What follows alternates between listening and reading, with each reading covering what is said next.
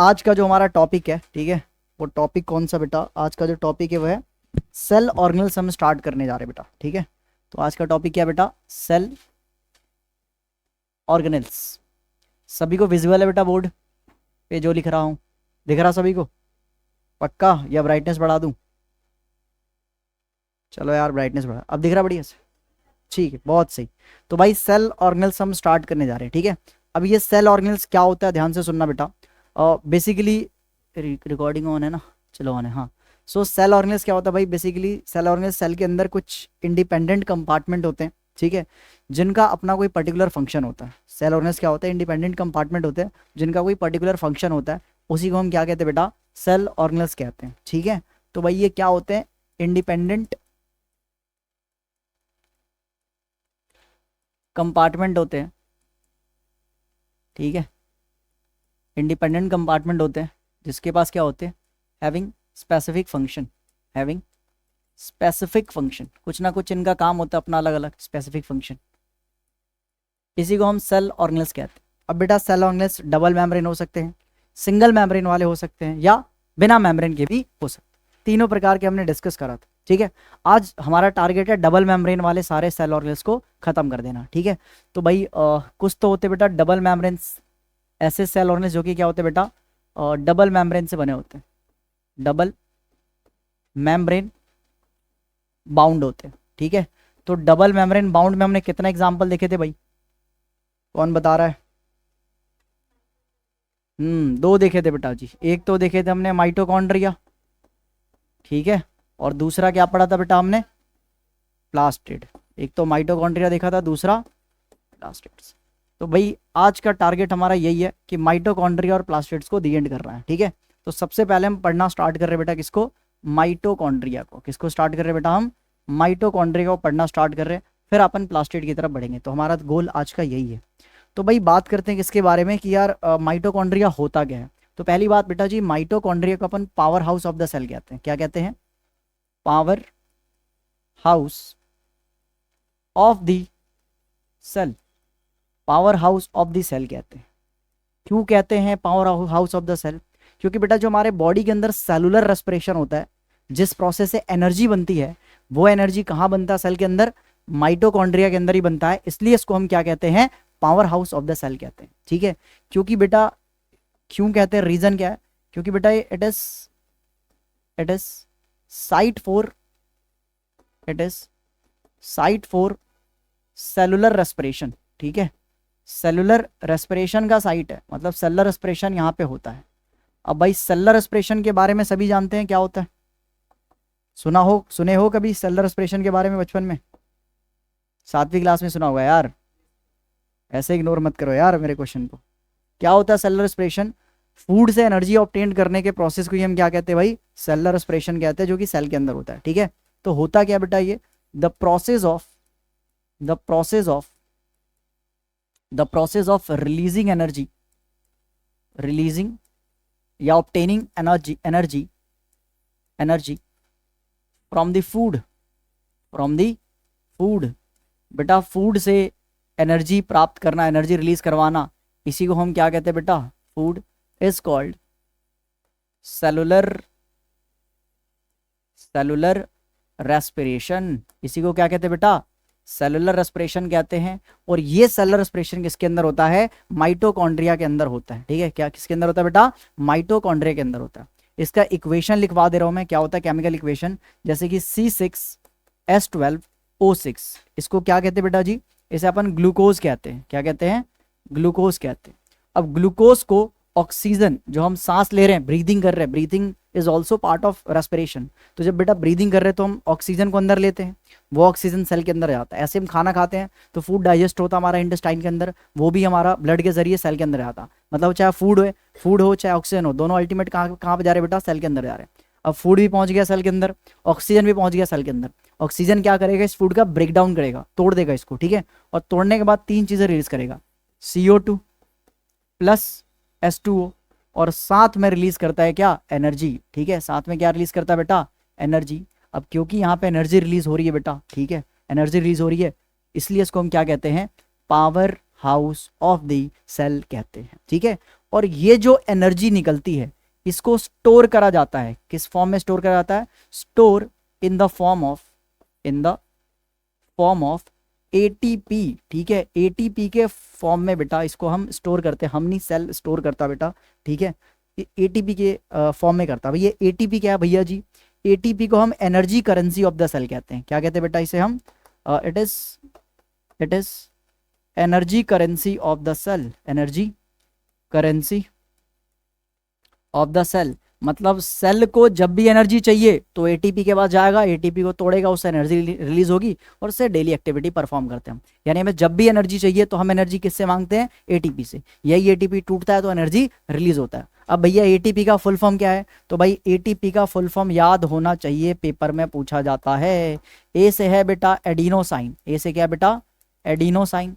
T से है try और पी से है फॉस्फेट। ठीक है, adenosine triphosphate, adenosine triphosphate full form ATP का। क्या होता है ATP? Energy currency of the cell होता है। मतलब जब भी एनर्जी चाहिए किसको तोड़ के एनर्जी मिलता है? एटीपी को तोड़ के एनर्जी मिलता है। ठीक है, तो एनर्जी बनता है किस फॉर्म में? एटीपी फॉर्म में। फुल फॉर्म क्या होता है? Adenosine triphosphate. क्लियर है? कोई दिक्कत वाली बात? चलिए, तो यहाँ पे पावर हाउस क्यों कह रहे हैं? क्लियर है ना बेटा पॉइंट? क्योंकि एनर्जी बन रहा है किसके अंदर? माइटोकॉन्ड्रिया के अंदर। किस फॉर्म में एनर्जी बन रहा? एटीपी के फॉर्म में। ठीक है, तो छोटे छोटे आपको कॉन्सेप्ट याद होना चाहिए। चलिए आगे बढ़ते हैं बेटा जी। नेक्स्ट पॉइंट देख रहे हैं हम क्या? और कोई पॉइंट है क्या भाई? पहली बात तो तुम इसके उससे उठा के लिख सकते हो क्या कि it is double membrane bound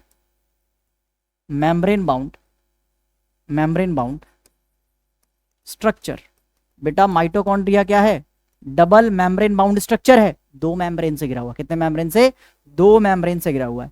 इसकी बेटा एक और पॉइंट है। पहला पॉइंट हमने देखा पावर हाउस होता है, दूसरा सेलुलर रेस्पिरेशन इसी के अंदर होता है बेटा जी। ठीक है, और क्या होता है? डबल मेम्ब्रेन बाउंड स्ट्रक्चर है। ठीक है, तो 3 पॉइंट हो गए। चौथा पॉइंट क्या बेटा? जो माइटोकॉन्ड्रिया होता है उसके पास अपना खुद का डीएनए और खुद का राइबोसोम्स होता है। ठीक है, तो भाई माइटोकॉन्ड्रिया हैव या having on DNA and ribosomes. ठीक है, इनके पास खुद का बेटा डीएनए और क्या होता है? राइबोसोम्स होते हैं। डीएनए और क्या होते हैं बेटा? राइबोसोम्स होते हैं। अब भैया जी ये राइबोसोम्स क्या है? तो आ जाओ समझा रहा हूं बेटा।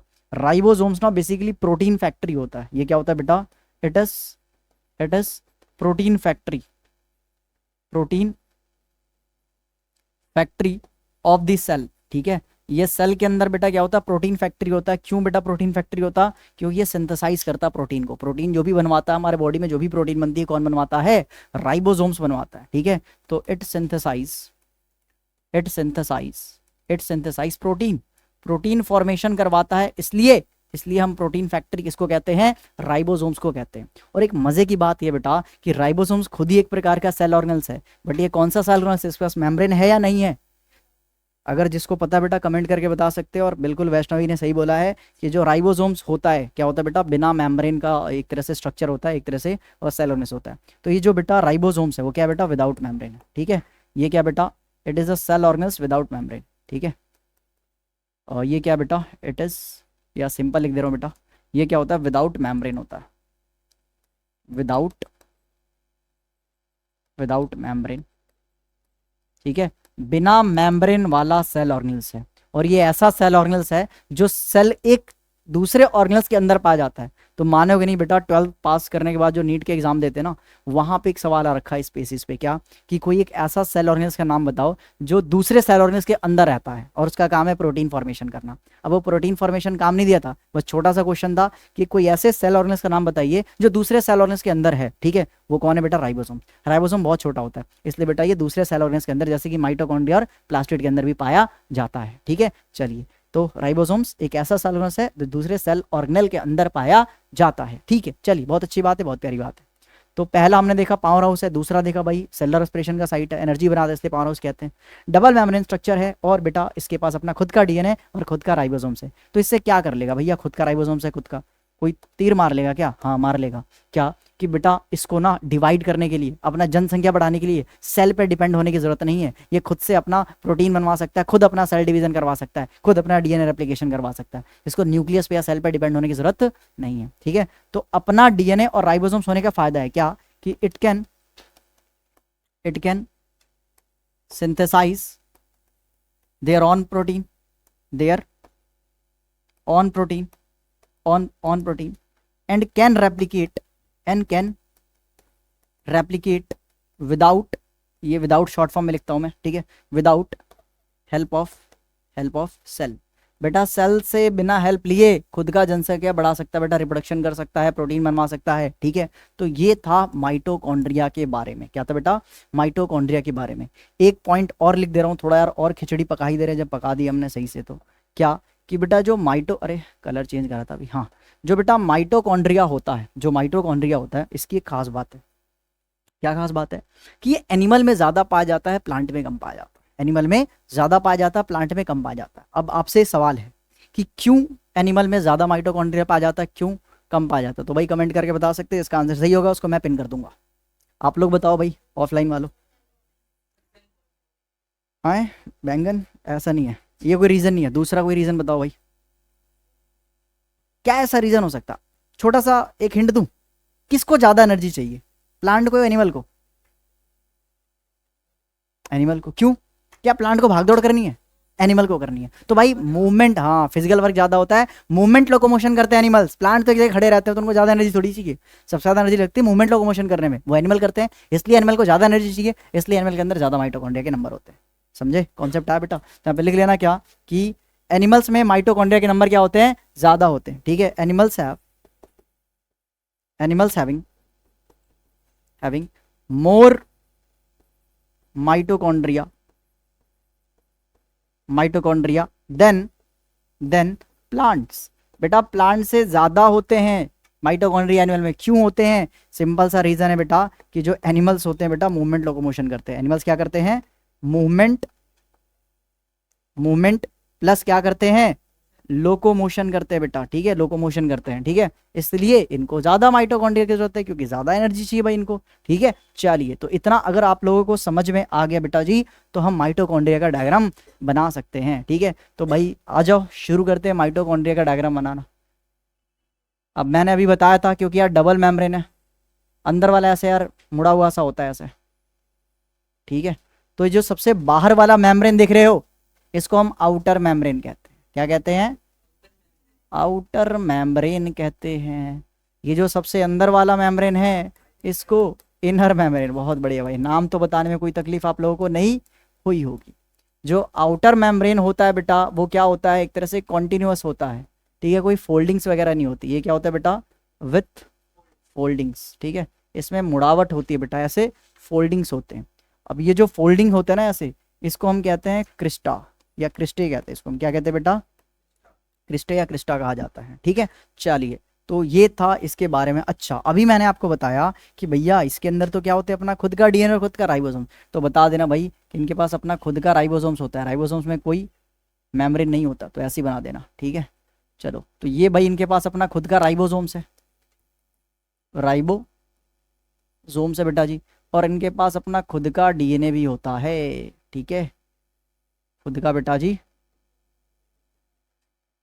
खुद का डीएनए भी होता है, ठीक है। तो अपना राइबोसोम्स और खुद का डीएनए होता है। तो ये स्ट्रक्चर है माइटोकॉन्ड्रिया का, जो कि आपको आना चाहिए बनाने। वैसे पेपर में पूछा नहीं जाता, 9th क्लास में नहीं पूछा जाता, बट 11th क्लास में आने के चांसेस बहुत ज़्यादा हाई है, ठीक है।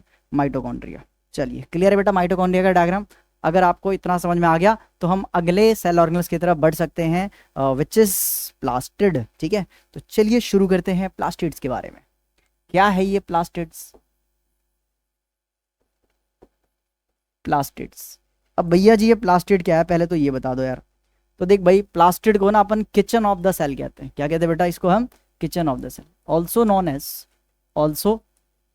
As kitchen of the cell, kitchen of the cell. अब पेपर में सवाल आ सकता है क्या कि किचन ऑफ द सेल किसको कहते हैं? प्लास्टिड। क्यों कहते हैं? तब क्या करो? इसलिए कहते हैं बेटा, क्योंकि जो भी फोटोसिंथेसिस प्रोसेस होता है, जो भी फोटोसिंथेसिस प्रोसेस होता है, वो किसके अंदर होता है? प्लास्टिड के अंदर ही होता है, ठीक है। अब फोटोसिंथेसिस के एनिमल करते हैं? प्लांट करते हैं। तो प्लास्टिड किसके अंदर पाया जाएगा? अच्छा, माइटोकॉन्ड्रिया किसके अंदर पाया जाता? प्लांट, एनिमल या दोनों? अभी तो लिखवाया था कि ज्यादा नंबर होता है किसमें? एनिमल में ज्यादा, प्लांट से। इसका मतलब भाई दोनों में पाया जाएगा ना, तभी तो कंपैरिजन कर रहे हो। अगर होता ही नहीं प्लांट में, तो क्या कंपैरिजन करते भाई? थोड़ा दिमाग खुला रखो भाई, ठीक है। चलिए, तो पी से प्लास्टिड, पी से प्लांट, ठीक है। प्लांट में पाया जाता है, एनिमल में पाया नहीं जाता है। तो लिख देना क्या, it is found in plants, plants में पाया जाता है, और एब्सेंस होता है किसमें, एनिमल में। एंड एब्सेंस, अब हट जा भाई, तो एब्सेंस इन एनिमल्स, एनिमल्स में क्या होते हैं बेटा जी, ये एब्सेंस होते हैं, एब्सेंट होते हैं, ठीक है। क्या होते हैं बेटा जी, ये एब्सेंट होते हैं, ठीक है। एब्सेंट लिख लो ना यार, ठीक है। चलो, तो एब्सेंट होते बेटा किसमें, एनिमल में एब्सेंट होते। आगे बात करते हैं नेक्स्ट। क्या प्लास्टिड को किचन ऑफ द सेल क्यों कहते हैं, क्योंकि बेटा प्लास्टिड है क्या, प्लास्टिड के अंदर ही फोटोसिंथेसिस होती है। तो it is the site of photosynthesis, it is the site of photosynthesis. ये बेटा जी फोटोसिंथेसिस का साइट है। फोटोसिंथेसिस इसी के अंदर होता है, प्रकाश संश्लेषण इसी के अंदर होता है, इसलिए इसको हम क्या कहते हैं, किचन ऑफ द सेल। क्योंकि जहाँ पे खाना बनेगा, फोटोसिंथेसिस होगा, उसी को तो किचन कहोगे। तो फोटोसिंथेसिस में क्या बनता है, खाना बनता है।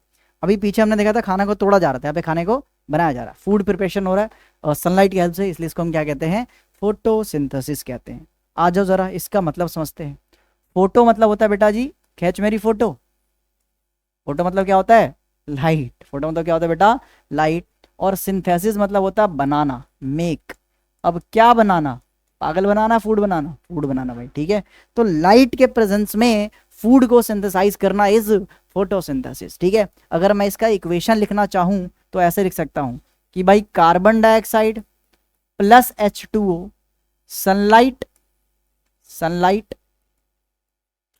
और क्लोरोफिल के प्रेजेंस में, सनलाइट और क्लोरोफिल के प्रेजेंस में क्या बनाते हैं, C6H12O6, और साथ में क्या बनता है बेटा जी, ऑक्सीजन, जिसको आप सांसों में भरते हो, सांसों में लेते हो, ठीक है। चलो, तो ये हमारे पास जो इक्वेशन है वो किसका इक्वेशन है बेटा, ये फोटोसिंथेसिस का इक्वेशन है। किसका इक्वेशन है, फोटोसिंथेसिस। तो ध्यान से देखो भाई, इसको हम क्या कह रहे हैं, ग्लूकोज कह रहे हैं ना बेटा, इसको अपन क्या कह रहे हैं, ग्लूकोज कह रहे हैं। अच्छा, ग्लूकोज ही तो भैया प्लांट के लिए फूड होता है। तो क्योंकि फूड बन रहा, इसलिए इसको क्या कहते हैं, किचन ऑफ द सेल कहते हैं। रीजन चमका नहीं चमका, चलो अगर चमक गया तो आगे चमकाते हैं बेटा नेक्स्ट पॉइंट को, ठीक है। अच्छा, एक चीज सिमिलर है क्या, कि प्लास्टिड में भी क्या होता है बेटा, डबल मेम्ब्रेन होता है, ठीक है। ये क्या होता है, it is also just like mitochondria, it is also, it is a double membrane, double membrane, double membrane bound structure, ठीक है। दो मेम्ब्रेन से घिरा हुआ स्ट्रक्चर है बेटा ये भी। अच्छा, जस्ट लाइक माइटोकॉन्ड्रिया, इसके पास भी अपना खुद का क्या होता है, राइबोसोम्स और डीएनए होता है, ठीक है। तो इसमें क्या लिखोगे, they also have, they have their on, plastids के पास अपना खुद का, they have their on DNA and ribosomes, अपना खुद का बेटा डीएनए और क्या होता है, राइबोसोम्स होता है। अगर ऐसा है तो क्या अपना प्रोटीन खुद से बना सकते हैं, हाँ या ना, अरे हाँ या ना। तो भाई they can synthesize, they can synthesize their own protein, their own protein and can reproduce without help of cell, cell के बिना हेल्प से अपना रिप्रोडक्शन कर सकते हैं, टूट करके जनसंख्या बढ़ा सकते हैं, 1 से 2, 2 से 4, ऐसी 16, 32, 64 चलते रहेगा। तो ये था प्लास्टिड के बारे में थोड़ा डिटेलिंग। अब आगे बात करते हैं बेटा, नेक्स्ट बातें करते हैं। यार नोट्स का टेंशन मत लो, एक बार मेरा लेक्चर खत्म हो जाएगा तो इसका PDF मैं या तो अपने टेलीग्राम चैनल पे अपलोड कर दूंगा, नहीं तो ऑफलाइन वालों को तो व्हाट्सएप पे मैं फॉरवर्ड कर दूंगा ग्रुप में, ठीक है। चलिए, बाकी यार हमारा टेलीग्राम चैनल ज्वाइन कर सकते हैं, इसके आपको PDF नोट्स जो क्लास लेक्चर का है आपको HD स्लाइड्स के फॉर्म में, PDF के फॉर्म में मिल जाएगा, ठीक है। चलिए, तो बहुत हो गया टेलीग्राम चैनल का प्रमोशन, अब शुरू करते हैं भाई प्लास्टिड के बारे में पढ़ना, ठीक है। अब भाई सुनो बेटा, प्लास्टिड पढ़ाने से पहले मैं आपको प्लास्टिड के टाइप्स बताना चाहूँगा, ठीक है। या पहले स्ट्रक्चर बता दूँ इसका, बताओ तुम क्या चाहते हो, क्या चाहते हो बताओ, जो चाहोगे वही होगा। चलो ठीक है यार, पहले टाइप्स ही बता दे रहा हूँ। ठीक है, तो बेटा टाइप्स की बात करें तो प्लास्टिड ज़्यादा नहीं, सिर्फ 3 प्रकार के होते हैं। कितने प्रकार के होते हैं? 3 प्रकार के होते हैं। 3 टाइप्स के प्लास्टिड पाए जाते हैं। कितने प्रकार के पाए जाते हैं बेटा? 3 प्रकार के पाए जाते हैं। कौन कौन से होते हैं भैया जी? तो देख भाई, सबसे पहला होता है क्लोरोप्लास्ट। क्लोरोप्लास्ट। दूसरा बता दो भाई। ठीक है, एक तो क्लोरोप्लास्ट होता है भाई, और दूसरा होता है दूसरा होता है क्रोमोप्लास्ट। क्रोमोप्लास्ट। अच्छा, तीसरा क्या होता है भाई? जी, तीसरा होता है ल्यूकोप्लास्ट। तीसरा होता है ल्यूकोप्लास्ट। वेरी इंपॉर्टेंट भाई, ध्यान से देखना है, क्योंकि नज़र घटी और दुर्घटना हटी। नज़र हटी दुर्घटना घटी, यार दोनों ही घटवा दिया मैंने, बताओ शेट। चलो कोई बात नहीं, आगे बढ़ते हैं। आगे शुरू कर रहे हैं किसके बारे में? इन्हीं के बारे में पढ़ना। अब देख भाई, क्लोरोप्लास्ट क्लोरोफिल, मैचिंग मैचिंग कर रहा है क्या? तो भाई क्लोरोफिल किसके अंदर पाया जाता है? क्लोरोप्लास्ट के अंदर पाया जाता है। यानी ऐसे प्लास्टिड जिनके अंदर क्लोरोफिल पाया जाएगा उन्हीं को हम क्या कहेंगे? क्लोरोप्लास्ट कहेंगे। चमका नहीं चमका? आ जाओ डेफिनेशन लिखते हैं। तो भाई क्या लिखोगे इसमें कि chlorophyll containing, chlorophyll containing plastid plastids are called chloroplasts. भाई ऐसे प्लास्टिड जिनके अंदर क्लोरोफिल होता है, ग्रीन पिगमेंट होता है, जिसके कारण लीफ का कलर क्या होता है? ग्रीन कलर होता है, उसी प्लास्टिड को हम क्या कहते हैं? क्लोरोप्लास्ट। ठीक है, तो क्लोरोप्लास्ट कोई नया चीज नहीं है, वो प्लास्टिड ही है जिसके अंदर क्या पाया जाएगा? क्लोरोफिल। अच्छा सुन, अगर क्लोरोफिल पाया जाता है तो क्या फोटोसिंथेसिस कर पाएगा? ये क्या करेगा? फोटोसिंथेसिस? अबे जिंदा करेगा यार, क्यों नहीं करेगा? देखो ना, इसी के तो प्रेजेंस में फोटोसिंथेसिस हो रहा भाई। ठीक है, तो बिल्कुल करेगा। यानी क्लोरोप्लास्ट क्या करवाता है बेटा? It helps in photosynthesis. भाई ये फोटोसिंथेसिस करवाता है, या रदर मैं कहना चाहूं कि फोटोसिंथेसिस इसी के अंदर होता है। फोटोसिंथेसिस इसी के अंदर होता है। तो भाई ये साइट है, साइट फॉर फोटोसिंथेसिस। ठीक है बेटा, फोटोसिंथेसिस का बेटा जी ये साइट है। ठीक है, तो पहला हमने इसका मतलब समझा, दूसरा हमने इसका काम समझा। अब ऐसी बात करते हैं, ये क्रोमोप्लास्ट क्या होता है? अच्छा, क्लोरोफिल के बारे में नॉलेज है ना सभी को? क्लोरोफिल क्या होता है बेटा? ग्रीन पिगमेंट होता है। थोड़ा अगर जिसको नहीं पता तो उसको मैं थोड़ा सा बता दे रहा हूँ। ज्ञान की बात में इधर साइड में लिख लेना बेटा, ज्ञान की बात।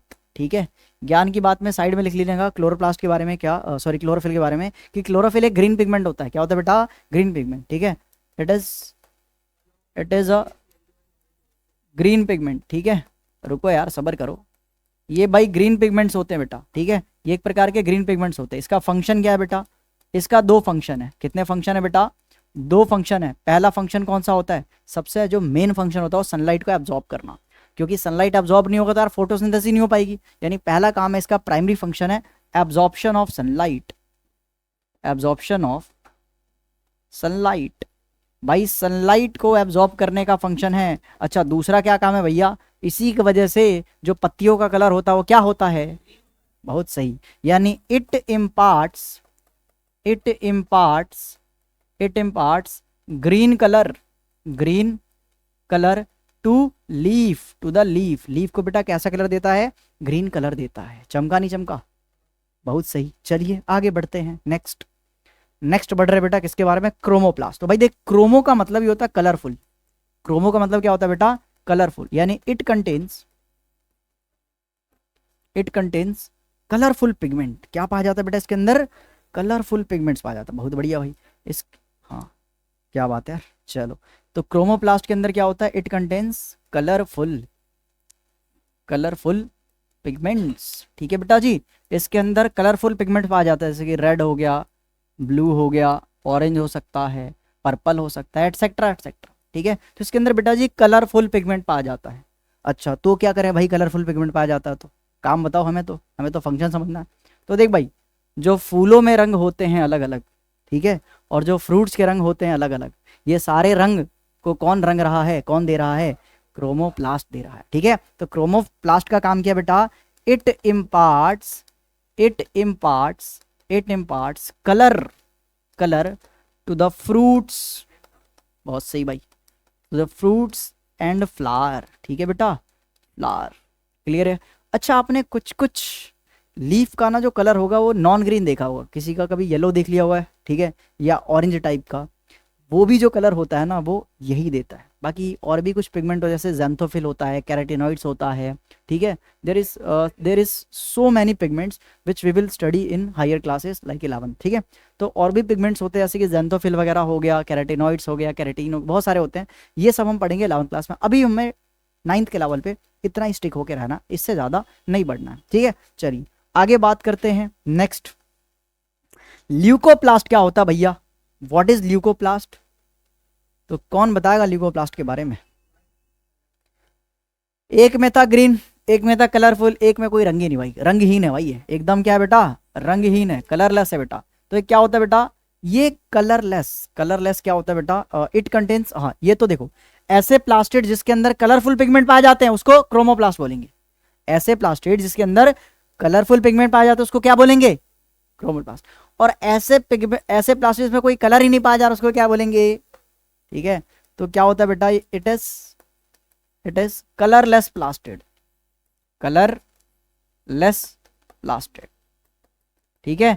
ऐसे प्लास्टिड जो कि कलरलेस होते हैं उसको ल्यूकोप्लास्ट, ऐसे प्लास्टिड जो कि कलरफुल होते हैं क्योंकि कलरफुल पिगमेंट पाया जाता है उसको हम क्रोमोप्लास्ट, ठीक है। और इसमें ग्रीन पाया जाएगा, अरे बोलो ना, बोलो भाई, क्लोरोप्लास्ट, ठीक है। और उस ग्रीन पिगमेंट का नाम क्या है, काम क्या है, काम है एब्जॉर्प्शन ऑफ सनलाइट, ठीक है, नाम है क्लोरोफिल, और दूसरा होता है पत्तियों को हरा कलर प्रोवाइड करना। अच्छा क्या फंक्शन है भैया जी इसका, व्हाट इज द फंक्शन? कौन बताएगा बेटा फंक्शन क्या है?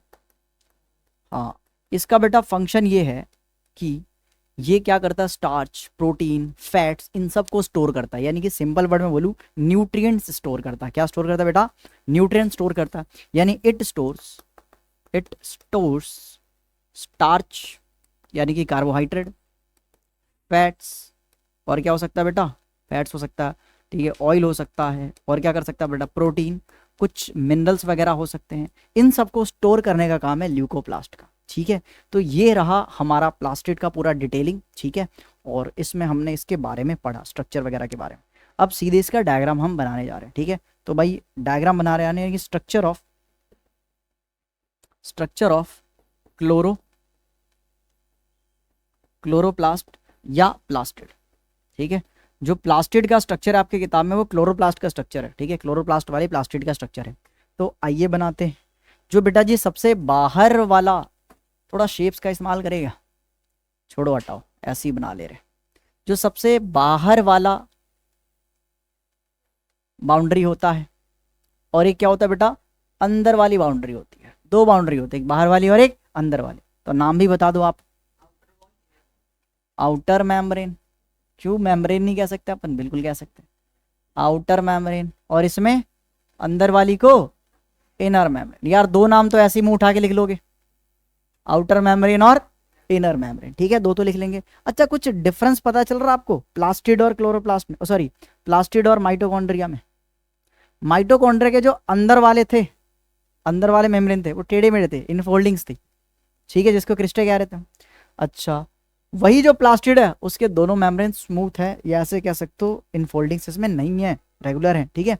चलिए अब जरा बात करते हैं, भैया इनके अंदर भी तो अपना डीएनए वगैरह होगा, बिल्कुल होगा बेटा, इसके अंदर भी अपना डीएनए होगा। डीएनए इनके ऐसे सर्कुलर होता है, हमारा डीएनए लीनियर होता है, लंबा होता है, इनका डीएनए क्या होता है बेटा, सर्कुलर होता है, जस्ट लाइक प्रोकैरियोटिक सेल।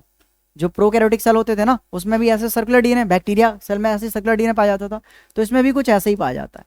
अच्छा इसमें भी भैया जी अपने राइबोसोम्स होंगे, बिल्कुल होंगे भाई, इसके अंदर भी क्या होंगे, अपने राइबोसोम्स होंगे भाई, ठीक है। तो राइबोसोम्स होते हैं इसके अंदर अपना खुद का, ठीक है, और अपना खुद का सर्कुलर डीएनए होता है, सर्कुलर डबल स्ट्रैंडेड डीएनए, ठीक है बेटा। चलिए अब कुछ और नाम लिखवाने जा रहा हूं जिससे आपको देख के आपके प्राण उड़ने की कोशिश कर सकते हैं, बट उड़ने मत देना, पकड़ लेना भाई। देख यार ये ऐसे ना, ऐसा लगता है कि सिक्के के ऊपर सिक्का रखा है, कॉइन के ऊपर कॉइन रखा है बेटा, ठीक है, ऐसा लगता है बेटा देखने में ये कि कॉइन के ऊपर क्या रखा हुआ बेटा जी, कॉइन रखा हुआ है, ठीक है, ये ठीक है। अब ये जो कॉइन के ऊपर कॉइन रखा हुआ है इसको हम कहते हैं ग्रैनम। क्या कहते हैं बेटा जी? ग्रैनम। और एक से ज्यादा ग्रैनम हो तो उसको ग्रैना कहते हैं। क्या कहते हैं? Grana. Granum singular, grana plural. ठीक है, चलो। अच्छा, ये जो बेटा दो ग्रैनम है उसको कनेक्ट करने वाली जो ब्रिज होती है, दो ग्रैनम या दो से ज्यादा ग्रैनम को कनेक्ट करने वाली जो ब्रिज है उसको हम क्या कहते हैं? कोई नाम बता सकता है? नहीं बता सकता तो मैं ही बता दे रहा हूं, स्ट्रोमा लैमेला। क्या कहते हैं बेटा? स्ट्रोमा लैमेला या लैमेले कहते हैं। तो स्ट्रोमा लैमेले ब्रिज होता है जो दो ग्रैनम को कनेक्ट करता है। अच्छा, इस ग्रैनम में जो एक ये सिक्का है, एक्चुअली जो सिक्का होता है ये भी डबल मेम्ब्रेन होता है। अंदर इसको जूम करके देखोगे ना तो जो सिक्के होते हैं भी डबल मेम्ब्रेन होते हैं। इसको हम थैलाकॉइड कहते हैं। इसको हम क्या कहते हैं बेटा जी? इसको अपन थैलाकॉइड कहते हैं। थाइलाकॉइड, वो थैला वो वाला थैला नहीं है बे, थाइलाकॉइड है ये, थाइलाकॉइड। क्यों भैया इतना जरूरी है कि इसको पढ़ा रहे हो यार? गंदा संदा नाम। जरूरी है क्योंकि इन्हीं के मेम्ब्रेन के बीच में ना ऐसे ग्रीन पिगमेंट्स पाए जाते हैं। ठीक है, उस ग्रीन पिगमेंट्स को हम क्या कहते हैं? क्लोरोफिल कहते हैं। तो इसलिए ज़रूरी था। अगर किसी अच्छे बच्चे से पूछा जाए कि भैया क्लोरोफिल कहाँ पाया जाता है, तो जो 7वीं 8वीं पढ़ के आएगा बोलेगा लीफ में पाया जाता है। ठीक है, थोड़ा और अच्छे से बच्चे से पूछें तो भाई कहाँ पाया जाता है, बोलेगा मीजोसेल में, मीजोफिल सेल में पाया जाता है। ठीक है, अगर बहुत ही अच्छा बच्चा होगा, एकदम खूब तेज होगा पढ़ने में, तो बताएगा नहीं नहीं मैं बताता हूँ। 9वीं क्लास का बच्चा बोलेगा क्या कि भैया मैन क्लोरोप्लास्ट के अंदर पाया जाता है, प्लास्टिड होता है क्लोरोप्लास्ट, उसके अंदर पाया जाता है।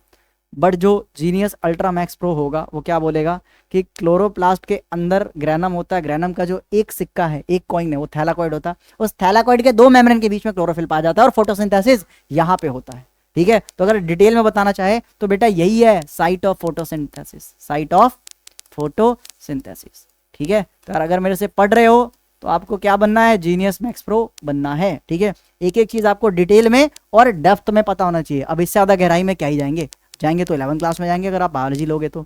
ठीक है, चलिए, बाकी अगर बायो के लेक्चर देखना है तो इस चैनल को सब्सक्राइब कर सकते हैं। बायो के लेक्चर भी बहुत जल्दी अपलोड होने वाले 11th 12th के। ठीक है, तो भाई ये था इसके बारे में। अच्छा सुनो, कुछ और चीज़ बच रहा है? नहीं, अब कुछ नहीं बचा। अच्छा हाँ, इसमें ना कुछ स्टार्च वगैरह भी होते हैं, जैसे स्टार्च वगैरह कुछ मॉलिक्यूल्स पाए जा सकते हैं, स्टार्च पाए जा सकते हैं बेटा। ठीक है, ये सब चीज़ भी पाए जाते हैं, स्टार्च के मॉलिक्यूल हो सकते हैं। ठीक है, तो ये था हमारा डायग्राम किसके बारे में? क्लोरोप्लास्ट के बारे में। भाई ये क्लोरोप्लास्ट का डायग्राम इतना इंपॉर्टेंट है कि यार क्लास 11th में अगर आप बायो लोगे तो भाई 3 से 5 नंबर का डायरेक्ट ये डायग्राम आ जाता है और उसको एक्सप्लेन करने के लिए बोलते हैं। ठीक है, तो एक्सप्लेन तो यहाँ से कर सकते हो, क्लोरोप्लास्ट को एक्सप्लेनेशन यहाँ से कर सकते हो और डायग्राम यहाँ से आप बना सकते हैं। अगर आपको इतना समझ में आ गया तो हम थोड़ा सिमिलैरिटीज और डिफरेंसेस कर सकते हैं किसके बीच में? क्लोरोप्लास्ट और माइटोकॉन्ड्रिया के बीच में। तो चलिए आइए शुरू करते हैं। देखिए 2 लाइन लेने वाले हैं। इधर अपना अपन लिख रहे हैं माइटोकॉन्ड्रिया के बारे में। ठीक है, सॉरी हाँ, इधर प्लास्टिड ले रहे हैं, प्लास्टिड्स। ठीक है, और इधर क्या ले रहे बेटा अपन? माइटोकॉन्ड्रिया। इधर क्या ले रहे हैं? माइटो, भाई माइटोचोंड्रिया मत बोले यार, माइटोकॉन्ड्रिया होता है। क्या होता है बेटा? माइटोकॉन्ड्रिया होता है। ठीक है, हाँ स्पेलिंग वगैरह भाई अब क्या करें, इंग्लिश ऐसी लिखी जाती है, पढ़ी कुछ और जाती है, लिखी कुछ और जाती है। ठीक है, उसके भी कोई नियम है, होते हैं, रूल्स होते हैं। ठीक है, उसको देखना पड़ेगा आपको। तो प्लास्टिड होता है और दूसरा क्या होता है बेटा? माइटोकॉन्ड्रिया होता है। दूसरा क्या होता है बेटा? माइटोकॉन्ड्रिया। अब आपसे मैं पूछूंगा इसमें यार 2 सिमिलैरिटीज और 2 डिफरेंसेस बताएं। ठीक है, तो इसके हम कुछ सिमिलैरिटीज और डिफरेंसेस करेंगे। सबसे पहले यार अपन बात करेंगे डिफरेंसेस पे। ठीक है, इनकी लड़ाई करवाएंगे वर्सेस। ठीक है, डिफरेंसेस बात करते हैं। तो बेटा देखो, जो प्लास्टिड होता है, जो प्लास्टिड होता है वो, इसको किचन ऑफ द सेल कहते हैं। क्या कहते हैं? हाँ, किचन ऑफ द सेल कहते हैं। अच्छा, जो माइटोकॉन्ड्रिया होता है उसको power house of the cell, power house of the cell. ठीक है बेटा जी, चलिए आगे बढ़ रहे हैं, आगे बढ़ रहे हैं किसके तरफ? सेकंड जो पॉइंट है बेटा, ये साइट है किसका? फोटोसिंथेसिस का, साइट फॉर फोटोसिंथेसिस। यहां पे फोटोसिंथेसिस होता है और यहां पे क्या होता है? सेलुलर रेस्पिरेशन होता है। It is the site for, it is the site for क्या? Cellular respiration, cellular respiration, cellular respiration का साइट है भाई। अच्छा, तीसरा पॉइंट, थर्ड पॉइंट बेटा, जो प्लास्टिड्स होते हैं, ठीक है, जो प्लास्टिड होते हैं और माइटोकॉन्ड्रिया हैं, इनके बीच में आप तीसरा पॉइंट इनके स्ट्रक्चर से लेके लिख सकते हो। अब वो स्ट्रक्चर क्या होता है बेटा? स्ट्रक्चर क्या होता है? इनके जो अंदर वाले मेम्ब्रेन है वो इनफोल्डिंग्स नहीं पाए जाते, इसमें इनफोल्डिंग्स पाए जाते हैं। ठीक है, तो तीसरा इनर मेम्ब्रेन हैज इनफोल्डिंग्स, ठीक है, मुड़े हुए होते हैं, इनमें no infoldings found in inner membrane. और कोई डिफरेंस सोच के बता सकते हैं आप लोग? अगर आप और कोई डिफरेंस सोच के बता सकते हैं आप तो कमेंट कर सकते हैं, उसको मैं पिन कर दूंगा, नहीं तो आप लोग बताइए। बहुत सही बेटा, क्या बात है, चलो ग्रेट भाई। ये जो बेटा हमारा प्लास्टिड है सिर्फ किस में पाया जाता है? प्लांट। तो only found in plant, found in plants. भैया ये प्लांट्स में पाया जाता है, पर ये दोनों में पाया जाता है, ये दोनों में पाया जाता है, found in both plant cell as well as animal cell, ठीक है, प्लांट एंड एनिमल्स दोनों में पाए जाते हैं। चलो यार, तो इतना डिफरेंस क्लियर है, और भी लगे तो भाई कर लेना अपने आप से, ठीक है। अब थोड़ा यार सिमिलैरिटीज के बारे में बात करते हैं अपन, तो आओ कर लेते हैं बात सिमिलैरिटीज पे। क्या है सिमिलैरिटीज दोनों के बीच में? सिमिलैरिटीज क्या है सिमिलैरिटीज भैया जी? तो आइए बताते हैं भैया जी। पहला पॉइंट, क्या दोनों डबल मेम्ब्रेन होते हैं? पहला सिमिलैरिटीज, तो both are double membrane structure, both are double membrane bound structure. अच्छा, दूसरा सिमिलैरिटीज बता दीजिए। क्या दोनों के पास अपना खुद का डीएनए और राइबोसोम्स होता है? हाँ, तो बोथ हैव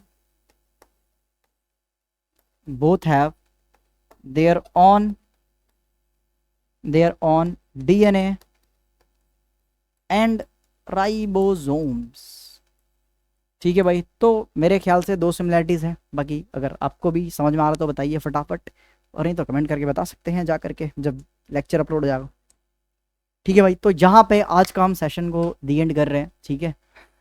इसी के साथ मिलते हैं नेक्स्ट क्लास में, टिल देन बाय।